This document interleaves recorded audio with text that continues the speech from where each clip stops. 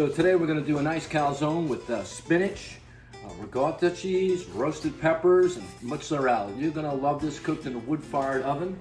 So the first thing we're going to do is take our dough and we're going to make sure that it's stretched out nice. And you don't need a crust on it when you're making a calzone. You want to just flatten it out, make it nice and thin.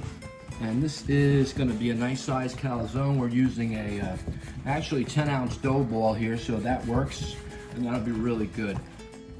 And we go with the mix is we go with the cheese, and then we're going to put a little bit of parsley in there, salt, pepper, and we're going to put 1 egg yolk. All right, that keeps it nice and binded and makes it nice and tight when you cook it, and that's really a good thing to do. And that recipe will be posted up on the blog, so check this out.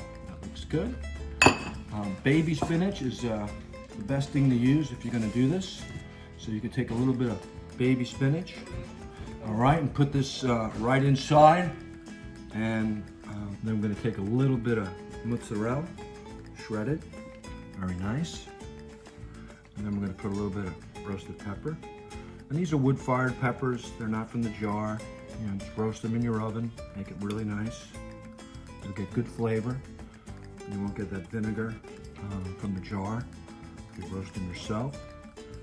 You don't want to make it too thick, but we're going to feed the family, so let's do it nice. And then we're going to add a little more cheese. Okay, a nice base of cheese. And then we're going to add some Asiago to this because Asiago shredded is absolutely amazing. And that's looking good. Hey, you know what? Let's put a little more cheese. Might as well get the cheese going. This is going to be a nice big calzone. And then we fold over the dough on top. You want to make sure that you seal it really well. Okay, so press down on your edges, seal it really good, and you'll have no problems. Seal it up really nice. That's good. Keep doing that. You don't want it to leak. And you can just trim your edge a little bit if you like. Make it look nice. And you can put a hole in the center. Some people do. Or you could put some small cuts. I like to put a little flour on it again. It protects the calzone. If your oven's real hot, you know, you're going to have a tendency to burn the outside. So I'm going to put a little flour on it. And then when I'm done, you can just brush it right off. It'll come out just beautiful, protected, it's nice. And some people put a hole in the middle. You can, but being that it's a wood-fired oven, I want to get a little more heat inside. I want to make sure that we're really cooking. So I'm just gonna put a slice down the middle like this. Make sure she's open. And then I'll add one over here.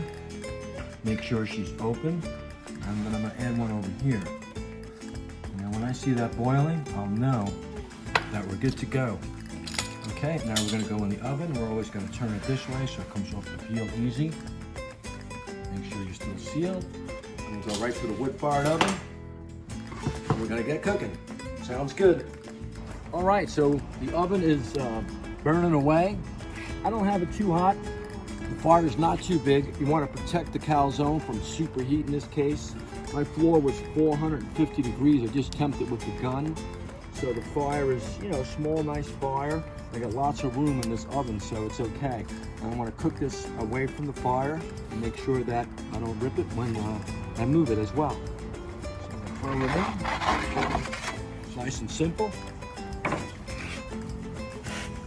I'm going to give that about 2 minutes and then give it a move. All right, so she's cooking away really nicely. It looks good. The birds are coming to get us.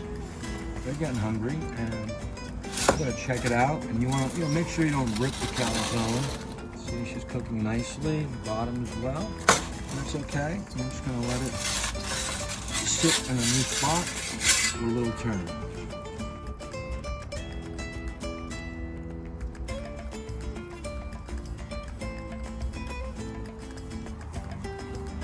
Alright, she's been cooking about 5 or 6 minutes. Nice and slow. See how the flour is protecting it actually? The dough is really cooking. It's very hard, but the flour will come right off. So that's pretty cool. brush that away right before we bring it out. Like that.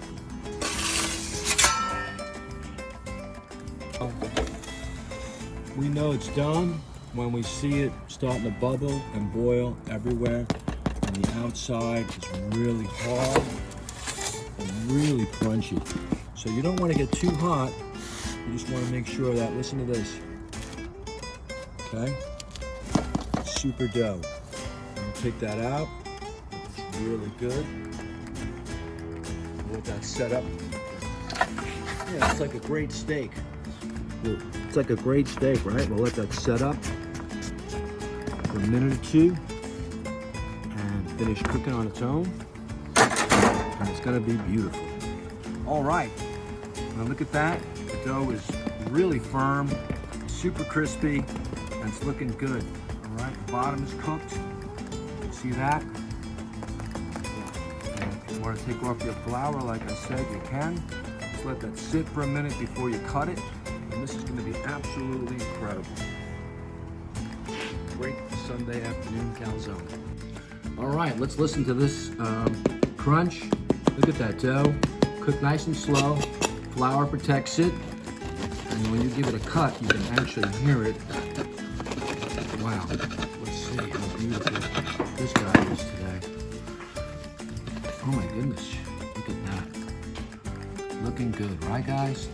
Dough is cooked inside. See the bubbles? That means you know it's done. The cheese is melted. You know it's hot. And then you can cut that up and have a beautiful lunch with the family. All right, and you can enjoy life.